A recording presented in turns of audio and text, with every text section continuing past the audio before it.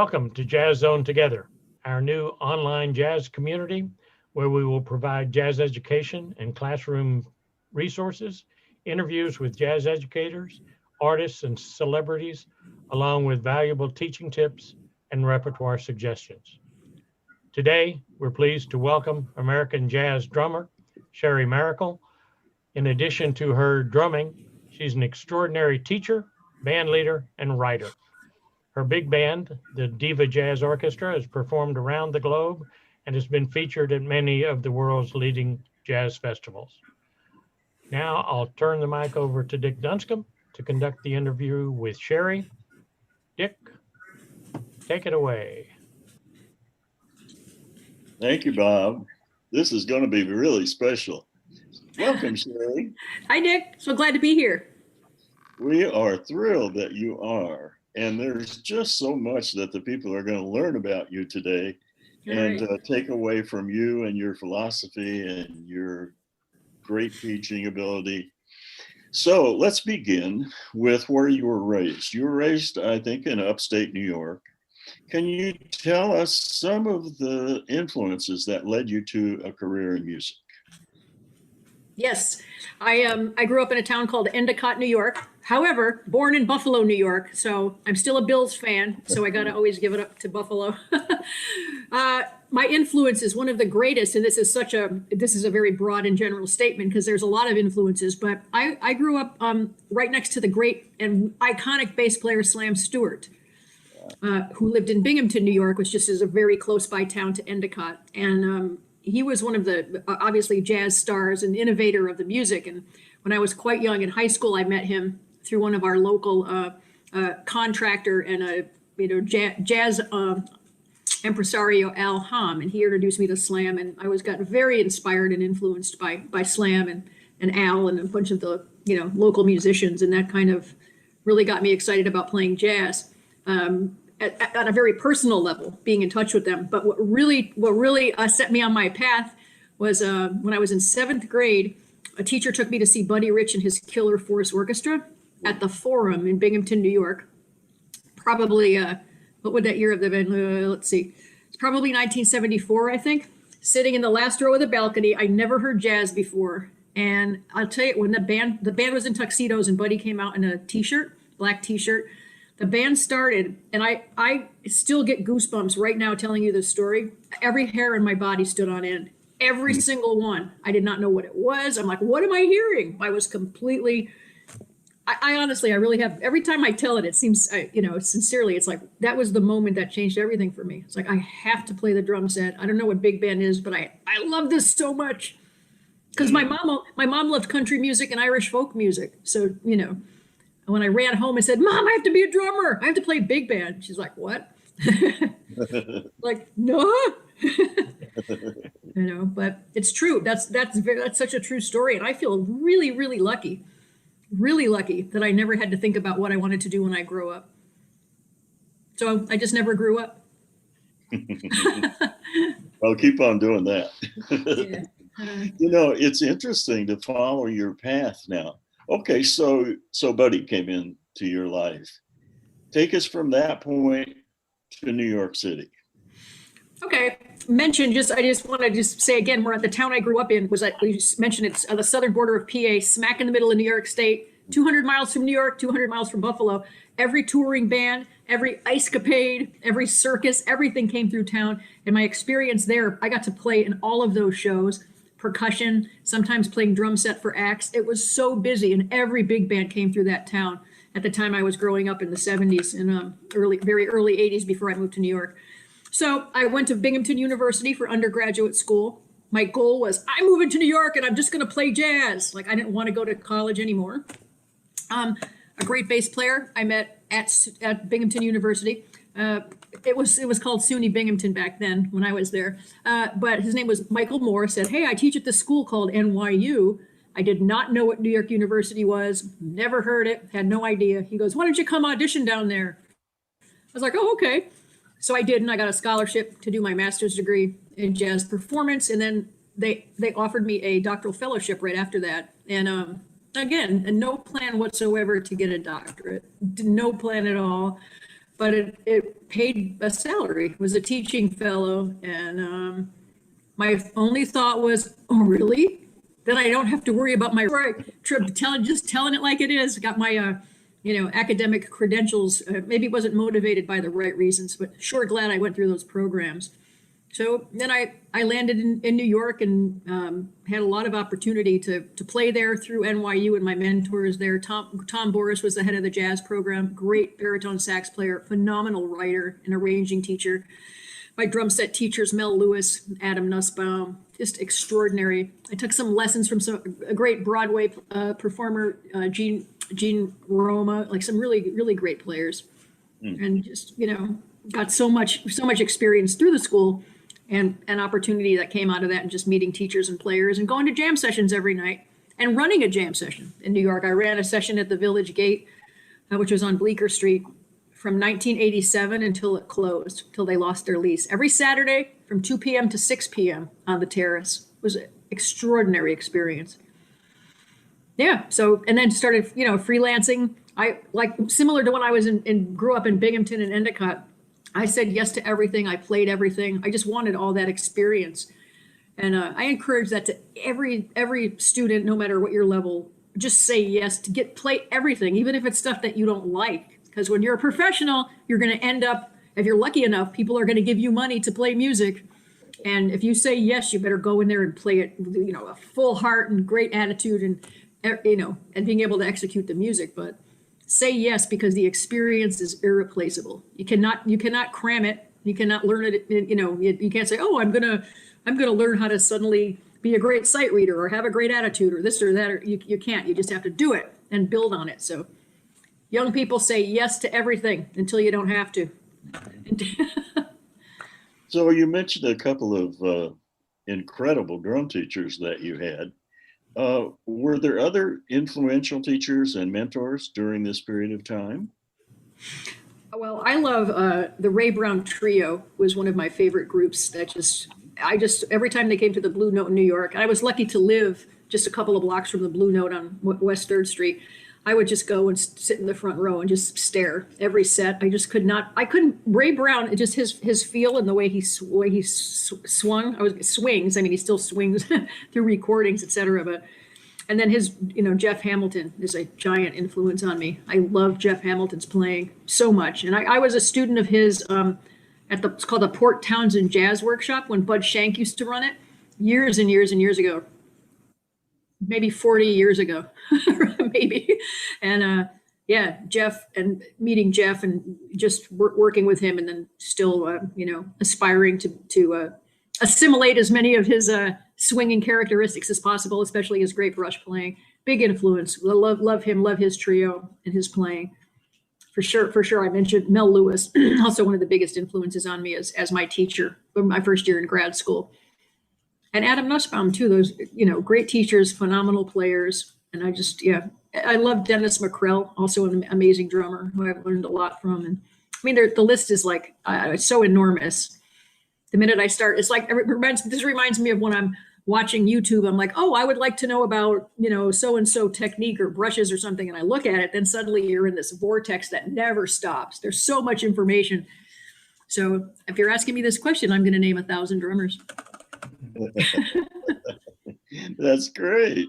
It's interesting because before we get to Diva, which I know that we're going to talk a lot about, you're a highly regarded teacher and busy as well. And you've influenced a lot of performers that come along.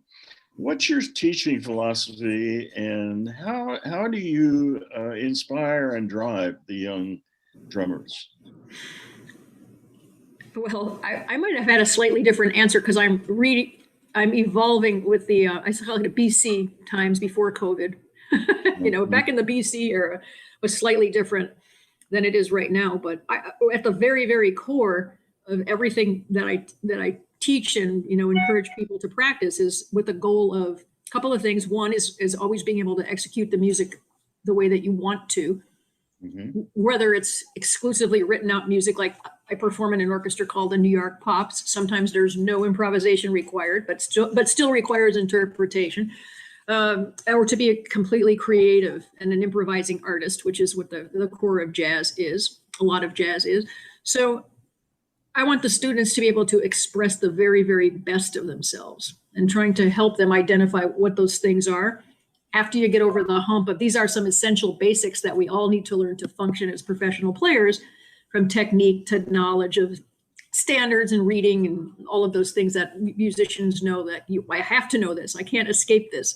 Learning our vocabulary, building a deep well of reference points to call on as improvising artists, and then trying to find what the student's passion is. And I think that's very, very, very important, and especially in rhythm section players. You know, it's we go around, at least the drummer friends I've spoken to, when you're very young, and especially when you start studying music as a career, you're like, oh my God, I can't play like Steve Gadd. I have to be Steve Gadd. Oh no, how come what about Sid Catlett? What about Gene Krupa? And you hear all these great players and you're trying to emulate them. Oh, like a Giovanni Hidalgo, I need to play mambo, and like just trying to figure out all these different ways, you know, now, especially now more so than ever. I mean, we have no excuse for saying, well, I don't know how to play a mambo. Yes, you do, because it just goes click and there's 10 million people teaching you a mambo. So anyway, that all being said, after you learn some of these core ideals of being a functioning drummer, then again, trying to find your passion and your path, like this is the best I have to offer. My creative voice, and it can always change and morph and develop, is this. And so trying to figure out everything you need to do to get where you want to go. Before the pandemic, I would say to students, who do you want to play with? And many students, including when I taught at NYU for 15 years, the students would go, I don't know, just want to play. It's like, not good enough.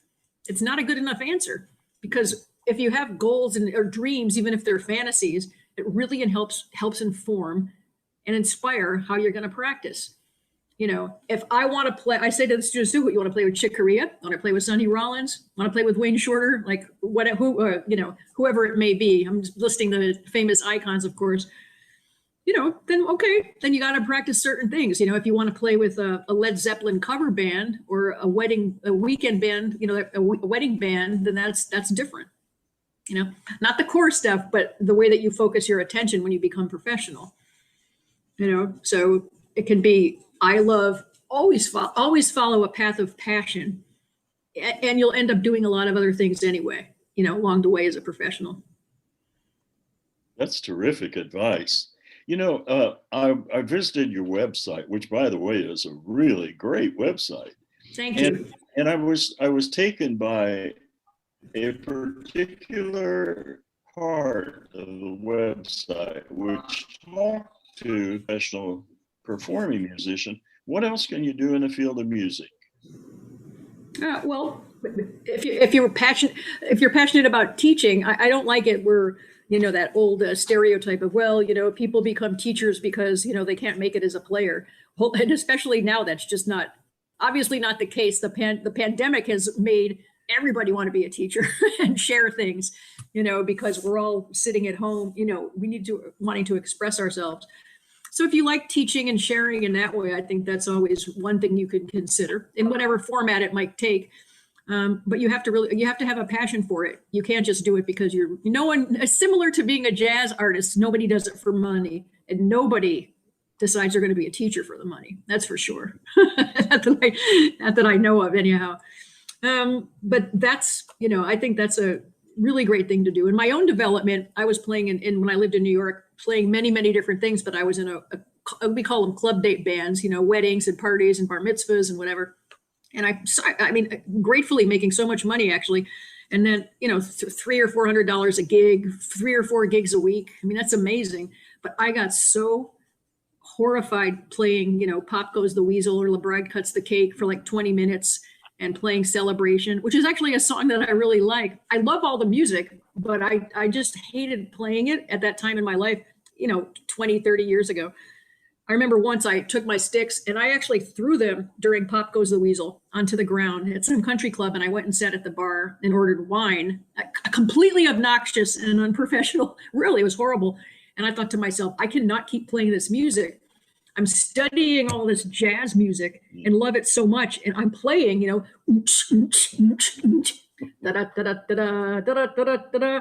You know, that's what I'm playing all the time. And I thought to myself, you know, I'm not doing it. I'm going to focus my energy on sharing music that I'm really passionate about and love. And then I started focusing on teaching more and playing what I want when I want, if I was fortunate enough to be able to, you know, make a living in many areas. So teaching now, my gosh, technology is, you know, I'm kicking and screaming. Every time I have to learn technology, it's like asking a 2-year-old to eat broccoli. I'm like, I don't wanna, I don't like it. Well, how do you know you don't like it? Well, because I don't like it. But, you know, any tech stuff that some of my students and my colleagues, like in Diva, Alexa Tarantino comes to mind, and she's a genius, brilliant musician, but it was like, pandemic, all your gigs are gone. Like the next day, she had already had an empire of awesomeness built on social media, on the internet. You know, just she's really great. She's one of the people that has embraced this as an opportunity. So tech stuff, I mean, never go wrong with that. Along with tech, being a great sound engineer or a recording engineer, music business, music PR people, legal people in the legal field that can help musicians navigate their way through legal issues, including copyright issues, big deal. You know, and of course, composing music. I was affiliated with and close friends with Johnny Mandel because of Diva's founder, Stanley Kay. And Johnny always jokingly said about the theme from MASH, he goes, "Yes, my accountant says it's my greatest work." You know, so it's stuff like that. So if you're a composer, you get one hit song, you can live the rest of your life. You get Billie Eilish to sing one tune of yours, and you're going to be in great shape. That's great information. Thank you, SHerrie. Sure. Now we come to the Diva Orchestra. The world knows about Diva, but they may not know how it came about or the powerful influences it's had in jazz. Tell us the inside story of Diva.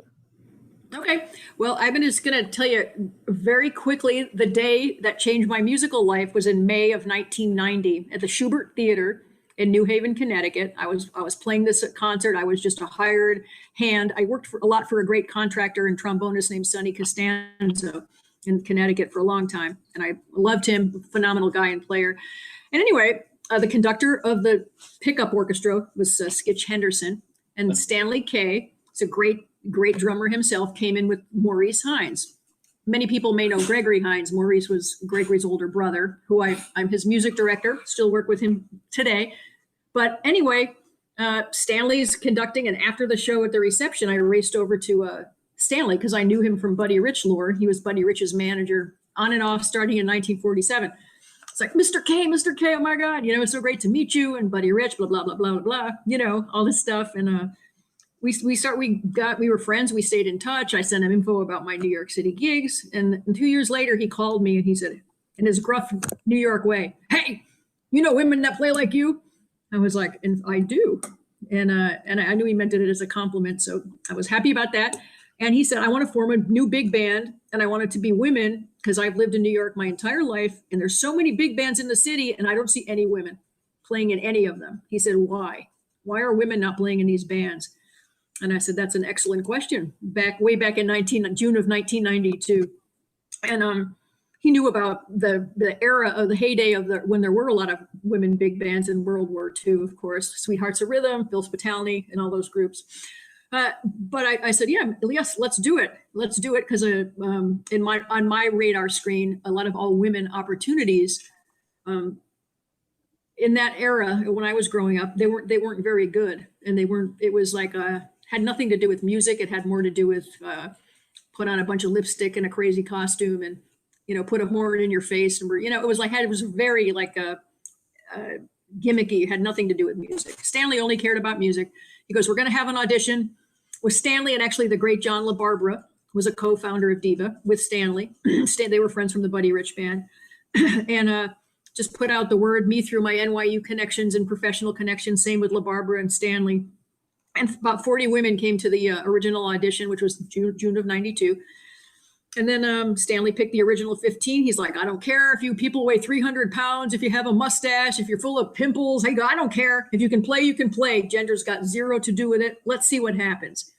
Then right out of the gate, he started commissioning all new music, which we still do to this day, from John LaBarbera to Micah Benny to the great Tommy Newsom to Ellen Rowe, one of my favorite writers, and band members. Some of the band members now are great writers. So we started, and then took us, I always like this for some reason, it took 9 months for us to get ourselves together, just like having a baby. Then we had our first gig in March of '93, which was at NYU. And then we've been, going since then. And it was, it's been remarkable. And because Stanley only cared about the music the whole time, and he passed away 10 years ago, but he never, ever, ever cared or set up peep about gender. And in Diva to this day too, if we can't find a woman for the chair, then there's going to be a guy in there. It doesn't really matter. But the idea that he wanted to give women an opportunity, because he's looked in one of the major jazz cities in the world and said, why aren't women playing? Mm-hmm. It's because we were not on people's radar screens, or it's like, oh, they're women, they must not be that good. Whatever that mentality was that, and to some degree still exists, but it's certainly not to the degree it did, when Diva started. But so that's how Diva started. And here we are 28 years later. So is the clientele today pretty stable, or do you have movement in and out regularly? How does that work? A lot of the band members have been in 20 plus years. Mm.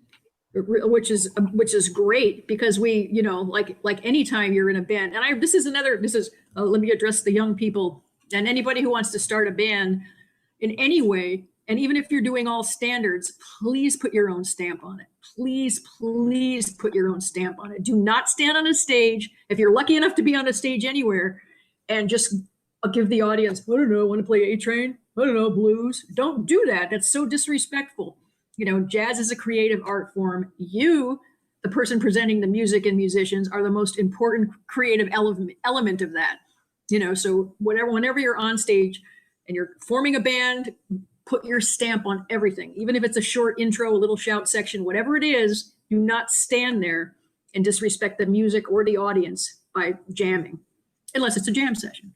If you're the hired group and you're the entertainment, please let us hear your version of everything that you're doing. So that's really important, for sure. Anyway, I just wanted to go on that sidebar. That's great. Thank you for sharing all that. Diva continues to be one of the leading jazz orchestras in the world today. Thank you, SHerrie. It's just phenomenal. Pleasure and honor, and just following Stanley and I were cut from the same musical cloth, deeply rooted in the tradition of Buddy Rich, Woody Herman, Count Basie, Stan Kenton, Maynard Ferguson, those crazy swinging groups, the Clayton Hamilton Jazz Orchestra, real center. When you hear the band, you're like, you got to move something. You got to be tapping your leg or snapping. And, so that's my mission. I was like, swing it forward, keep things going. Good. Well, in the closing credits for the interview today, we're going to put links to Diva and to you and all of the things that are close to you today. Now, let's talk about another aspect of your career. You've received numerous awards and incredible opportunities for featured performances. Share with us some of those which you're the most proud of. I will. And I'm going to just harken back for 1 second. That May of 1990, Skitch Henderson, and this is also advice for young folks. When you're going, I'm going to use networking is, I don't know, sometimes it has negative connotations, but just building relationships and not being scared to say hello. And this is leading to answer your question. I said to Skitch Henderson after the show in 1990, and I don't think he liked the orchestra very much, but I was like, I don't want to bother him, but I can't let him get away. It's Skitch Henderson.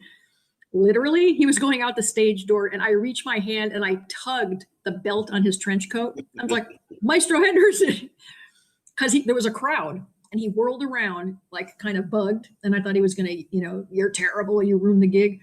And instead he looked at me and he said, I want you to come play with the New York Pops. And that was May. And in August, I started playing with the New York Pops. And I've been in that orchestra for 30 years. Playing in Carnegie Hall the first time was insane. And it's still insane to step on that stage just the reverence I have, especially, well, Benny Goodman, 1938. I mean, and everything that's been there, everything. It's just amazing, always amazing, always express gratitude to myself and sometimes out loud. And I'm being very, very sincere to realize I'm so grateful to have that opportunity. So, as we're building our relationships, I say that versus networking, talk to people in a sincere, honest, and humble manner, and see if they can help you. Ask for help. I really ask people for help and advice all along the way. So that is an amazing gig. My gosh, the great Billy Taylor, who ran Jazz at the Kennedy Center and was on CBS Sunday morning when they used to have a great jazz segment.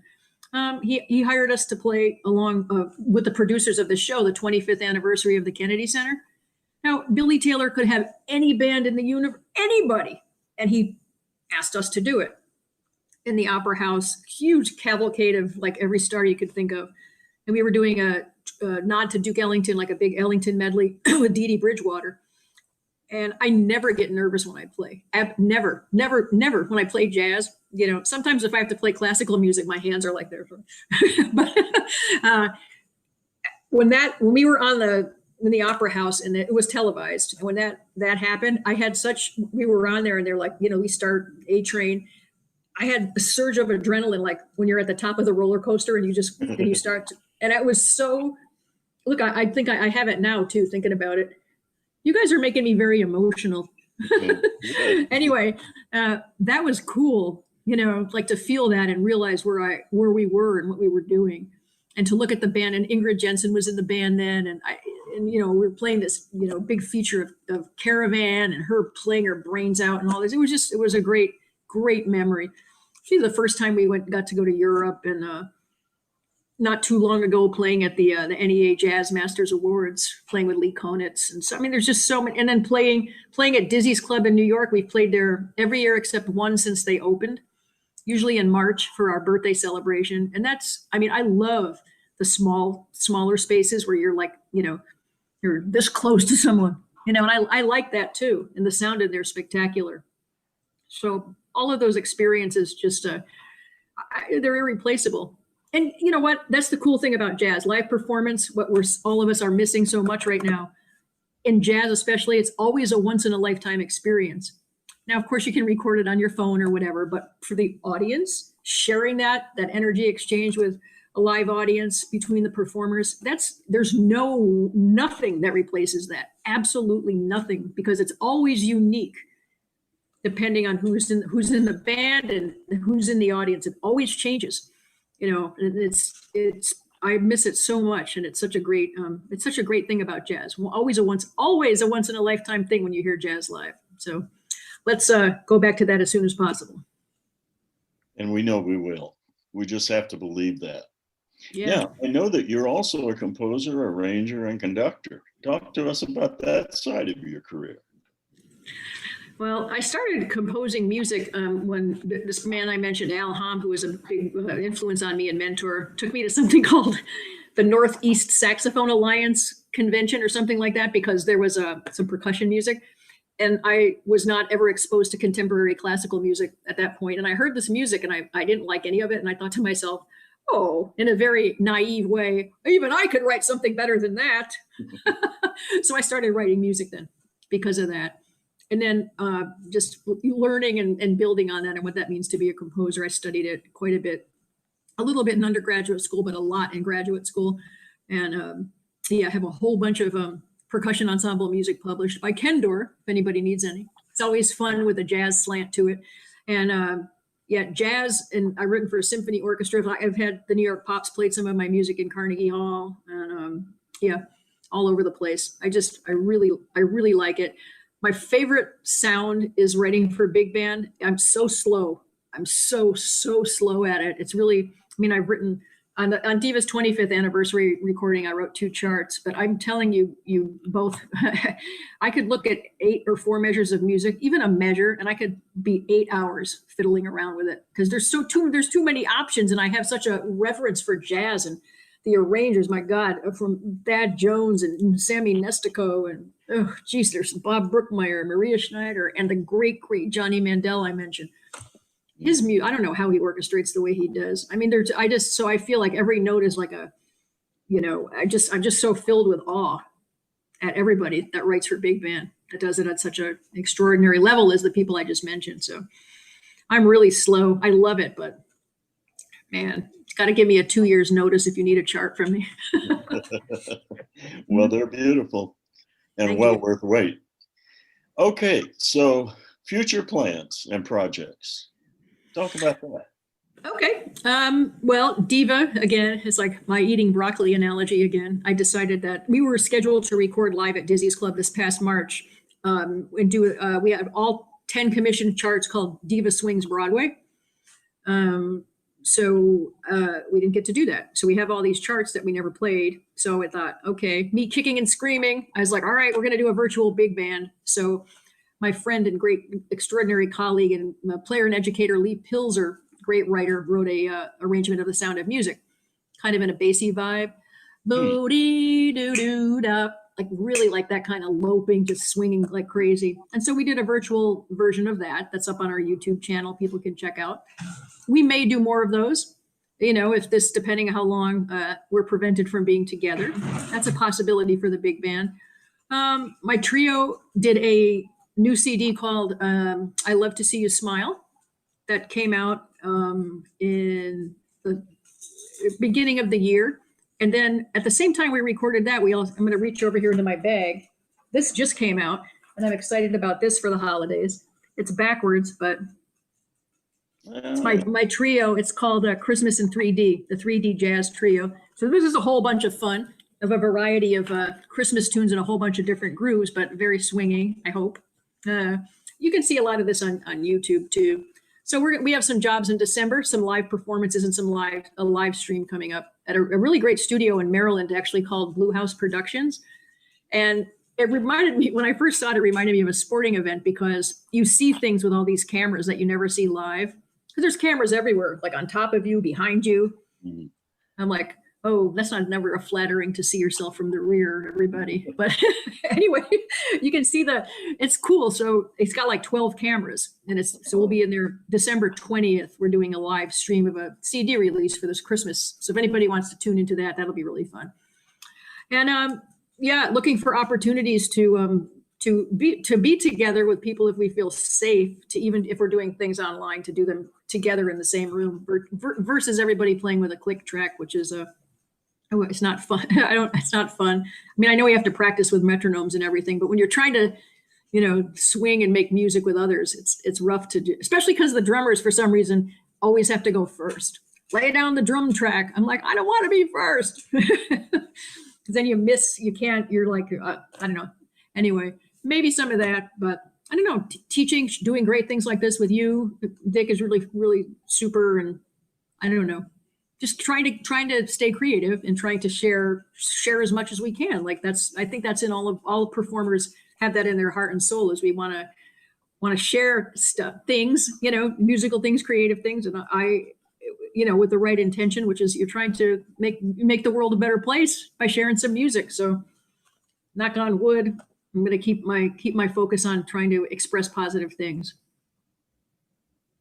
Well, we're all going to be with you, and we're going to be watching and listening and learning. All right. Toward the end of each interview, I asked the interview person if they would play something for us. So, SHerrie, would you? I will. And I know that we were before the interview, we were joking a little bit.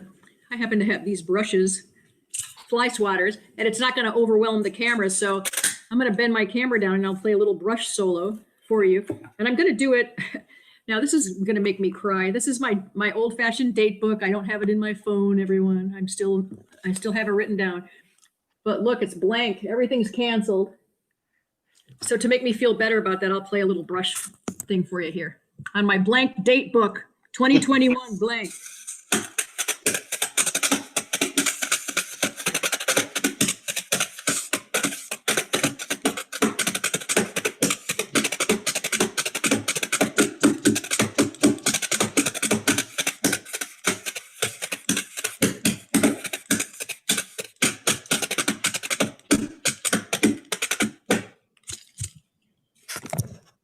How's that? You are amazing. That's the swinging estate book solo I've ever heard. Blank date book. Yes, yeah, I had that. If it was full, it would have had a different pitch to it. No kidding. Well, this has been a most informative, inspiring, and interesting interview. I've loved being with you today, and I know that our viewers are going to enjoy it. SHerrie, thank you for all that you are. It was a great pleasure to be with you today. Stay safe and keep on being the great icon you are. Thank you. Honored to be with you. Thank you, SHerrie. Thank you for being a part of this. Sure. My pleasure. Your input is just incredibly valuable. To our viewers, Thank you, both of you. To our viewers, we appreciate you joining us today and for being a part of Jazz Zone Together. We hope you found the presentation of real value. We hope you'll join us for future episodes. In the meantime, please stay safe and please keep making music.